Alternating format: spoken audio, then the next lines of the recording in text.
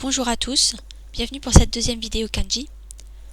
Comme d'habitude, vous pouvez trouver le lien du memento éponyme dans la description, ainsi que les liens vers tous les autres sites auxquels je ferai référence dans la vidéo.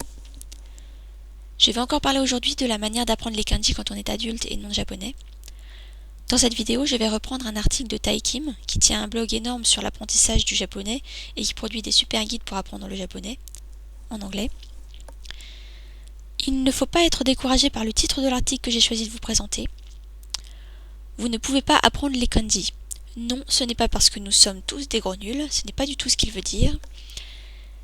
Il nous incite, avec son article, à nous poser les bonnes questions.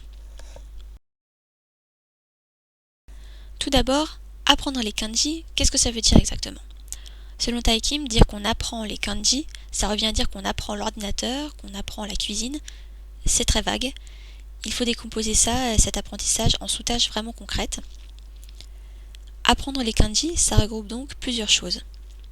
Tout d'abord, apprendre ce que signifie un kanji, apprendre comment on lit un kanji, apprendre le nombre et l'ordre des traits pour tracer ce kanji, et enfin apprendre à écrire le kanji. Et on démonte tout ça. Est-ce que c'est vraiment utile en fin de compte d'apprendre toutes ces choses pour apprendre les kanji?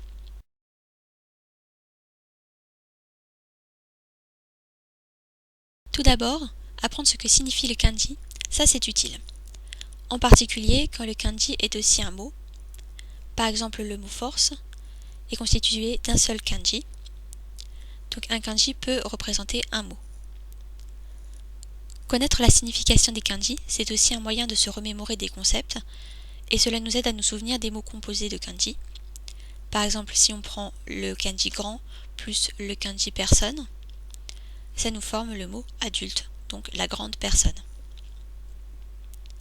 Attention, parfois, certains kanji ont plusieurs sens, et il faut se souvenir des différents contextes et des différents sens, comme par exemple le mot livre, dont le kanji signifie aussi l'origine, ou réel, ou principal.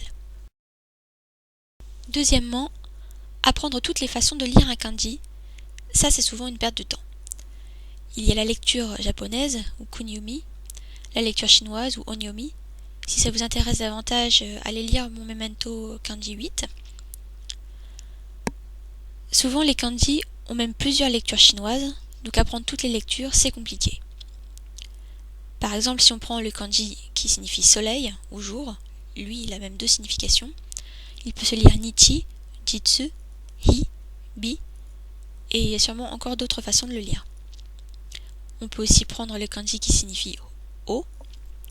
Lorsqu'il est seul et qu'il signifie O, il se lit Ue, mais lorsqu'il est combiné pour former le verbe grimper, par exemple, on le prononce Noboru. Alors il y a des pseudo-règles pour savoir quelle lecture utiliser, comme lorsque le kanji est seul, ou lorsqu'il est avec des okurigana, ou encore dans les noms japonais, on utilise plutôt la lecture japonaise, et lorsqu'il s'agit de combinaison de kanji, on utilise la lecture chinoise. Mais alors comment fait-on quand il y a plusieurs lectures chinoises? Parfois c'est aussi complètement original et aléatoire.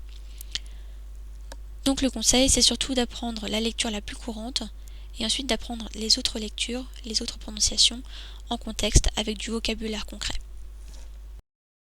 Troisièmement, apprendre l'ordre des traits. Selon Tai Kim, c'est essentiel au début, mais au fur et à mesure, l'ordre des traits vient plus facilement, parce que c'est plutôt instinctif, et au final, on n'aura plus qu'à vérifier les traits dans certains cas, lorsqu'on a vraiment un doute. Vous pouvez aller voir mon memento sur les règles d'écriture du chinois. C'est aussi valable en japonais, donc, puisque les kanji sont des caractères chinois. L'ordre des traits, selon moi, est aussi également intéressant pour repérer les clés. Enfin, apprendre à écrire les kanji, c'est chronophage et pas forcément utile.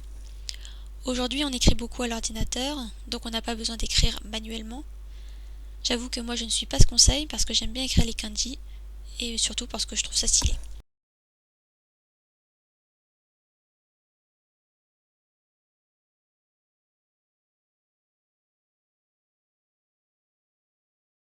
Au final, comment apprendre les kanji? Commencez par apprendre la signification et la prononciation la plus courante, et ensuite en contexte, avec du vocabulaire, les autres prononciations lorsqu'elles diffèrent.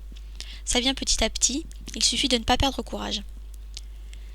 Cette vidéo et la précédente sont la base de la méthode que j'utilise personnellement pour apprendre les kanji et je trouve qu'elle fait sens. Mais certaines personnes préfèrent bourrer, apprendre tous les kanji d'un coup et apprendre le vocabulaire ensuite. J'ai utilisé une technique similaire pour apprendre les kanas, mais je trouve que pour les kanji c'est trop compliqué. Donc c'est à vous de juger, vous savez ce qui vous convient le mieux pour apprendre. C'est tout pour cette vidéo, merci d'avoir regardé. Dites-moi en commentaire comment vous apprenez les kanji. Je vous dis à bientôt pour une nouvelle vidéo sur mon blog globe-learner.blogspot.fr.